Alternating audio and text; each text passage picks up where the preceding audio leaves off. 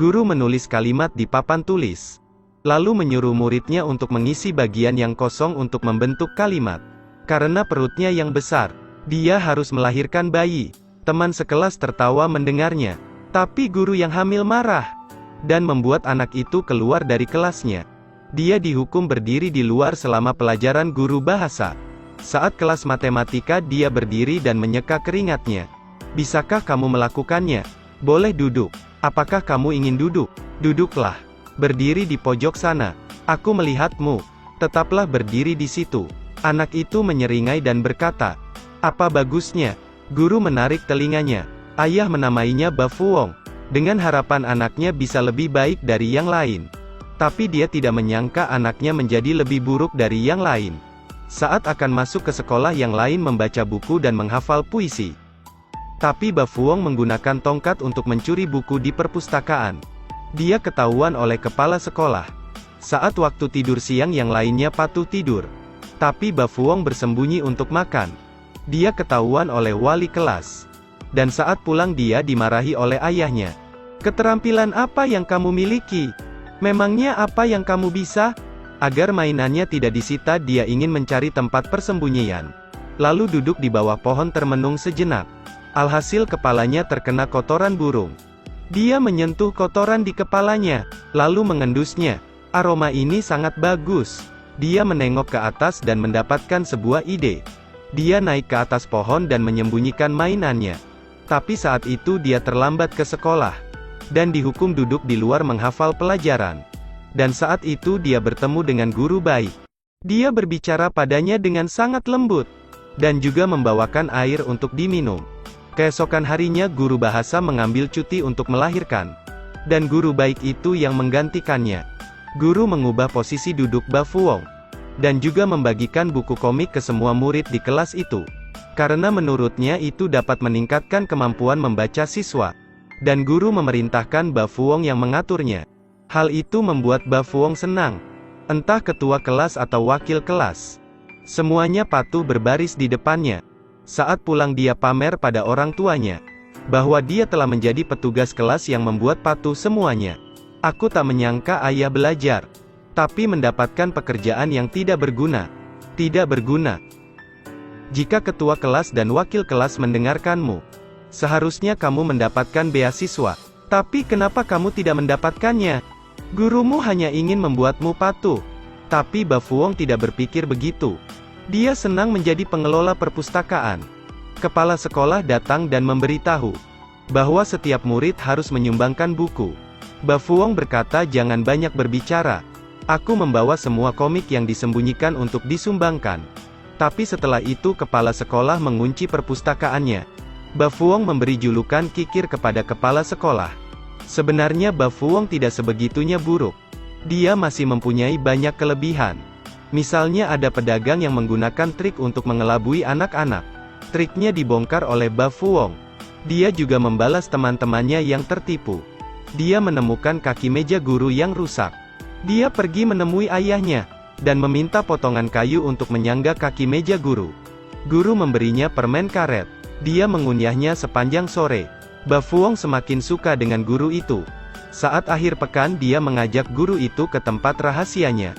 Mungkin di mata guru lain dia adalah anak nakal. Tapi guru itu melihat kelebihan dari Bafuong.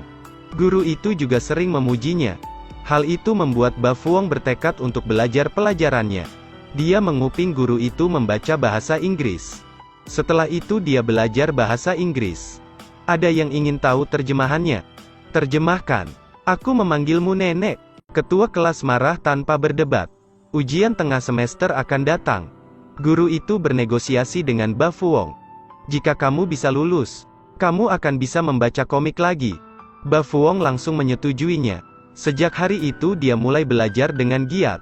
Teman-temannya bermain. Dia belajar. Di perjalanan pulang dia belajar. Dan di malam hari pun dia belajar. Guru itu dan memujinya. Bafuong juga jadi jauh lebih percaya diri. Tapi hasilnya masih salah. Menjelang hari ujian, kepala sekolah mengadakan rapat dengan para murid. Ujian ini merupakan ujian kehormatan tingkat desa.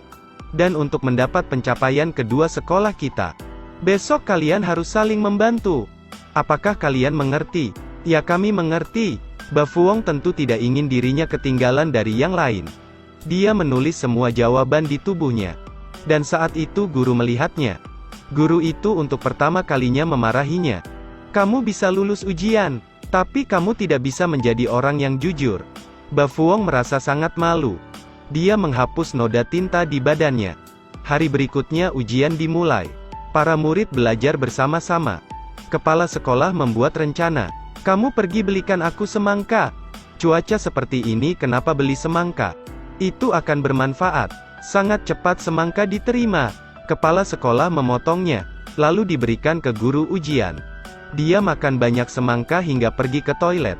Dengan begitu para murid akan mendapatkan kesempatan untuk saling menyontek. Tapi Bafuong tidak melakukannya. Saat guru akan memeriksanya, dia mengangkat pakaiannya, agar guru bisa melihat badannya. Lihatlah, aku tidak curang. Guru itu tertawa senang. Kali ini dia sangat lucu. Ujian tengah semester berakhir. Kepala sekolah dengan bangga menggantung sertifikat prestasinya di dinding. Lalu dia melihatnya tanpa berhenti tersenyum. Bafuong mengalami kemajuan yang besar. Guru itu sangat senang. Dia tidak hanya memberinya semangkuk mie. Dia juga berjanji akan mewujudkan keinginannya. Tapi kepala sekolah menentangnya. Pohon itu sudah bagus. Tidak perlu perawatan. Bafuong tidak akan bisa sukses. Kamu tidak perlu memperhatikannya. Mungkin banyak guru yang berpikir pencapaianlah yang menunjukkan bakat murid. Guru itu menggunakan lipstik untuk melukis selembar kertas. Lalu buat waktu untuk memuji Bafuong. Dan juga memfotonya. Bafuong mengangkat sertifikat pencapaiannya. Itu pertama kalinya dia mendapat dipuji banyak orang. Ibunya menempelkan sertifikat itu di dinding rumah. Tapi ayah tidak memujinya. Lihatlah pencapaian anakmu ini. Itu hanya pencapaian kecil. Ibu pikir ini pencapai besar. Jangan dengarkan ayahmu. Saat pulang sekolah ada beberapa teman sekelasnya yang mengikutinya. Suatu hari Bafuong menyelinap masuk ke rumah gurunya. Lalu mengambil kameranya. Tapi saat sedang asyik memotret, guru itu pulang. Bafuong ketakutan dan bersembunyi di bawah tempat tidur. Guru itu bersama seorang pria. Saat itu guru berjinjit. Bafuong menggunakan kayu untuk menyangga kaki guru. Sejak saat itu dia selalu merasa bahwa gurunya telah dicuri. Sebuah pikiran jahat muncul di pikirannya. Saat lompat tali dia memutar talinya dengan cepat. Lalu melemparkan pasir ke pria itu. Guru itu marah dan bertanya, "Apakah kamu tahu cara bermainnya?" Bafuong pergi dari sana. Kali ini dia merasa kesal.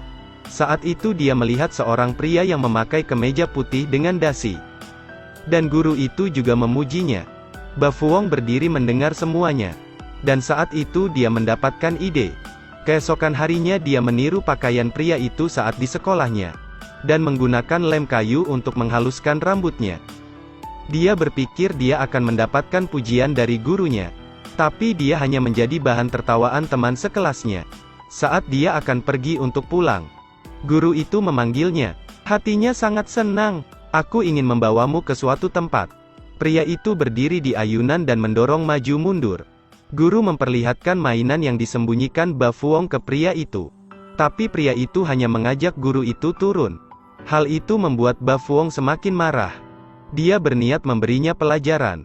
Saat mereka berdua pergi ke ladang untuk mengumpulkan telur, Bafuong diam-diam merusak ayunan. Dia ingin membuat pria itu merasakan penderitaan. Tapi saat keduanya kembali, Bafuong memanggang telur untuk makan. Dan orang yang memakai ayunan adalah guru. Ayunan semakin tinggi dan tinggi. Irisan di tali tidak akan tahan lagi. Masalah yang dia timbulkan kali ini membuat masalah besar. Gurunya jatuh dan tangannya patah. Dan harus dirawat di rumah sakit lebih dari setengah bulan. Ayah Bafuong sangat marah sehingga ingin menebang pohon itu. Bafuong yang di atas pohon menangis memohon pada ayahnya. Tapi pada akhirnya pohon itu tetap ditebang. Beberapa bulan telah berlalu. Setiap hari Bafuong belajar dengan giat. Hari itu dia menerima surat dari gurunya. Di surat itu tertera tulisan, "Terima kasih sudah berbagi kebahagiaan denganku. Dan juga terima kasih sudah berbagi tempat yang indah denganku. Aku merasa seperti kembali ke masa kecilku." Guru juga mengirimkan foto kelulusannya. Dan menulis surat untuknya. Dia juga berharap agar Bafuong menjadi orang yang jujur. Bafuong sangat bahagia. Dia menyembunyikan mainannya di tempat yang indah itu. Meskipun sekarang pohonnya sudah ditebang, tapi kenangannya akan tetap ada di hati kita. Terima kasih sudah menonton. Ikuti terus Edelweiss Review untuk mendapatkan review film terbaru.